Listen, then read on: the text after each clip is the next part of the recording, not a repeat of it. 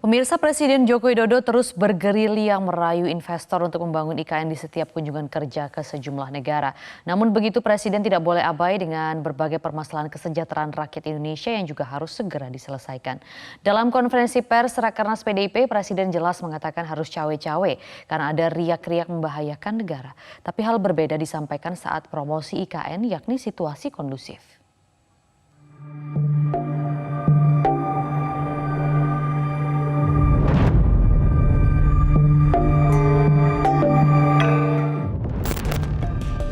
Tidak sulit dimengerti mengapa pidato Presiden Joko Widodo di Ecosperity Week di Singapura Rabu 7 Juni lalu menjadi perbincangan internasional. Dalam event untuk mendorong pembangunan hijau itu, Presiden memilih jualan ibu kota negara IKN Nusantara. Memang tidak salah Presiden mempromosikan mega proyek IKN yang ditargetkan selesai pada 2045 itu. Terlebih, IKN memang didesain menjadi kota net karbon pertama di tanah air. Dengan begitu, pidato jualan IKN tersebut tidak salah dalam konteks tempat. Jangan pula kita memusingkan ajakan Presiden bagi warga Singapura tinggal di IKN. Sekadar tinggal jelas berbeda dengan kepemilikan. Selain itu, sebagai kota besar dunia, IKN memang harus siap menjadi melting pot.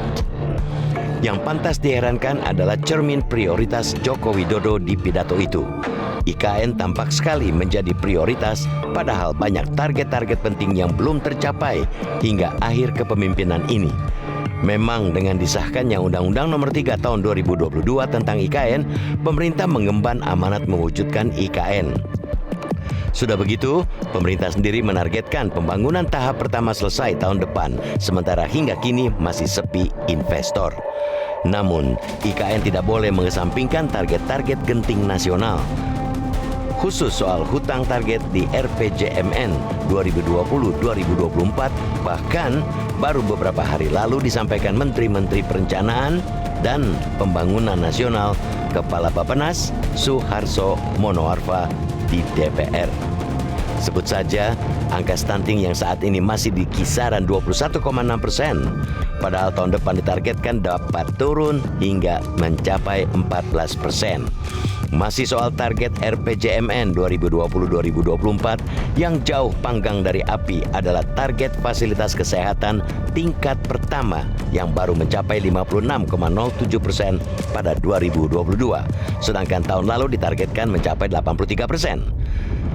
Meski merupakan bidang kesehatan, kita sangat paham jika indikator-indikator itu sebenarnya sangat dipengaruhi tingkat ekonomi. Terbukti, provinsi-provinsi dengan capaian rendah indikator RPJMN itu juga merupakan provinsi dengan tingkat pendapatan terendah. Contohnya adalah Nusa Tenggara Timur atau NTT, di mana angka balita stunting pada 2022 mencapai 35% atau merupakan tertinggi nasional.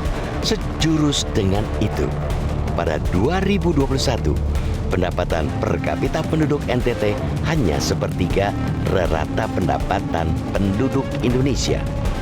Begitu pula dengan rasio elektrifikasi pada 2022. NTT masih menjadi provinsi buncit. Padahal potensi energi baru terbarukan di NTT merupakan salah satu yang terbesar di Nusantara. Sebab itu, ketika Presiden getol merayu investor asing untuk terjun dalam ekonomi hijau di tanah air, NTT dan provinsi-provinsi minim investasi lainnya mestinya lebih tersorot. Fokus sempit pada IKN, ibarat melihat semut di seberang lautan namun isu-isu gajah dikesampingkan. Kita mendesak, di tahun terakhir pemerintahan ini, Presiden Joko Widodo fokus memperbaiki target kesehatan dan pendidikan. Apalagi program kesehatan dan pendidikan masuk dalam visi misi teratas saat dahulu masa kampanye bersama Ma'ruf Amin.